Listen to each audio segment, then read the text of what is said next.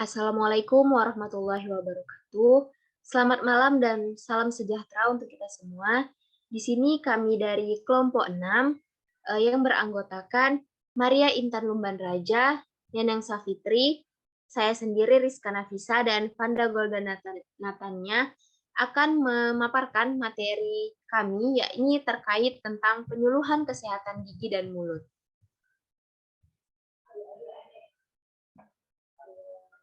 Materi yang pertama yaitu tentang pentingnya menjaga kesehatan gigi dan mulut. Kesehatan gigi dan mulut adalah hal yang sangat penting karena gigi dan gusi yang rusak dan tidak dirawat akan menyebabkan rasa sakit, gangguan pengunyahan, dan dapat mengganggu kesehatan tubuh lainnya.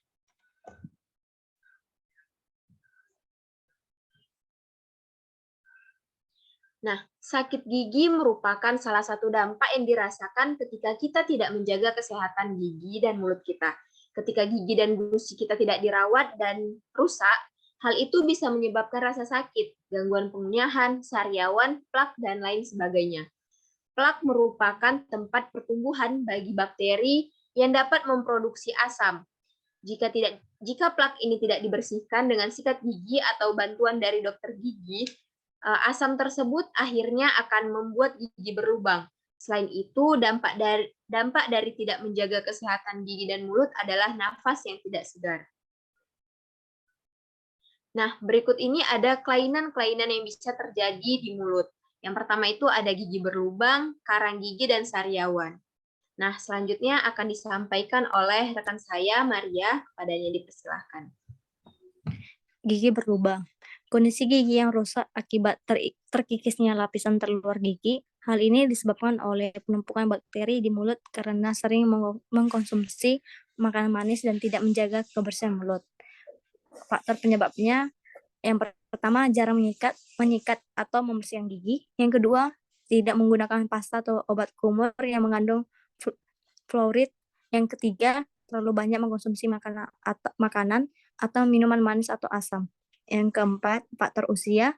Yang kelima, rutin mengkonsumsi obat-obatan. Lanjut, pengobatan gigi berlubang. Fluorid treatment yaitu pemberian fluorin dalam kadar yang lebih tinggi.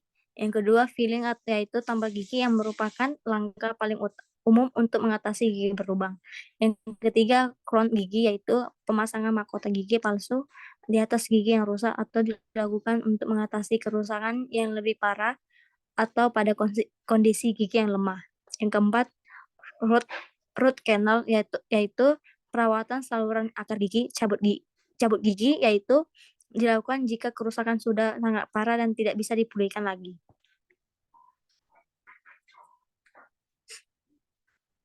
Yang kedua, karang gigi. Faktor penyebabnya adanya plak di gigi yang tidak bisa dihilangkan. Plak gigi terbentuk dari sisa-sisa makanan yang tinggal di gigi. Gejala karang gigi ini terbentuknya lapisan kotoran yang mengeras berwarna kuning pada garis gusi. Yang kedua, rasa kasar di permukaan gigi. Yang ketiga, pembengkakan dan kemerahan di gusi karena peradangan pada gusi. Lapisan ini seperti kotoran yang mengeras di gigi. Penanganan kondisi ini hanya bisa dilakukan oleh dokter gigi karena sulit dibersihkan meski sudah disikat berulang kali. Lanjutannya, mengakibatkan radang gusi, gigi goyang, gigi tanggal. Pengobatan karang gigi. Dalam kondisi ini, dokter akan menganjurkan scaling gigi, merupakan tindakan medis non-bedah yang menggunakan scaler, yaitu alat khusus yang mengikis karang-karang di gigi. Scaler terdapat dua macam, yaitu jenis manual dan ultrasonic.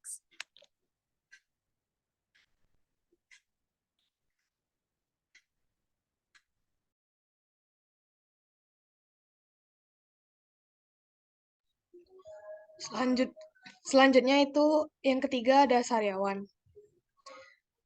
Sariawan ini disebut stomatitis aptosa yang merupakan luka atau peradangan di bibir dan di dalam mulut yang dapat menimbulkan rasa sakit dan tidak nyaman. Faktor penyebab dari sariawan ini adalah cedera Misalnya karena salah dalam menyikat gigi atau tergigit. Yang kedua, infeksi jamur, virus, atau bakteri di mulut atau bagian tubuh lainnya. Yang ketiga, penyakit autoimun. Yang keempat, kondisi tertentu atau perubahan hormon, kekurangan nutrisi, stres, dan kebiasaan rokok atau faktor keturunan.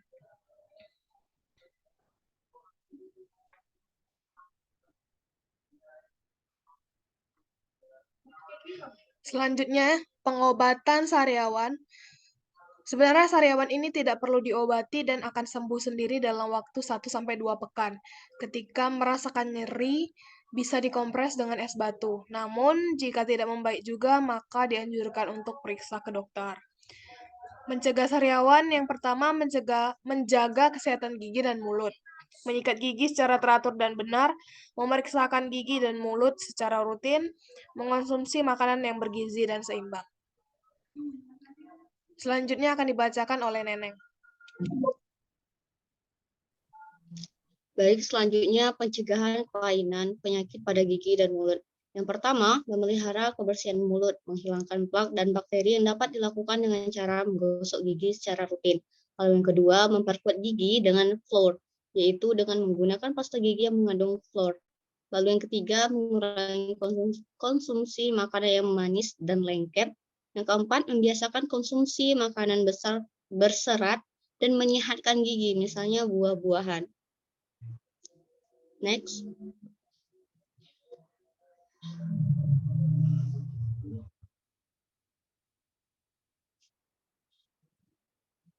Bagaimana cara membersihkan gigi yang baik dan benar?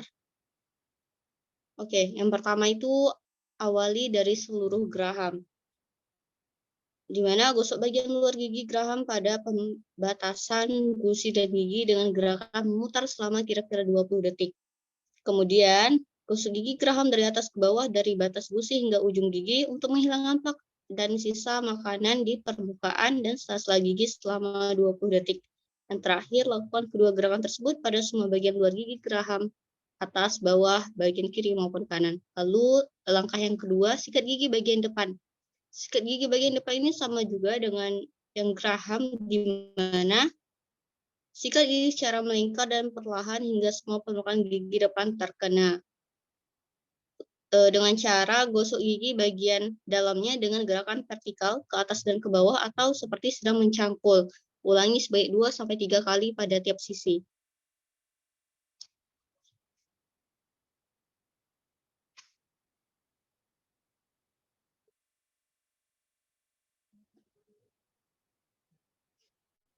Next.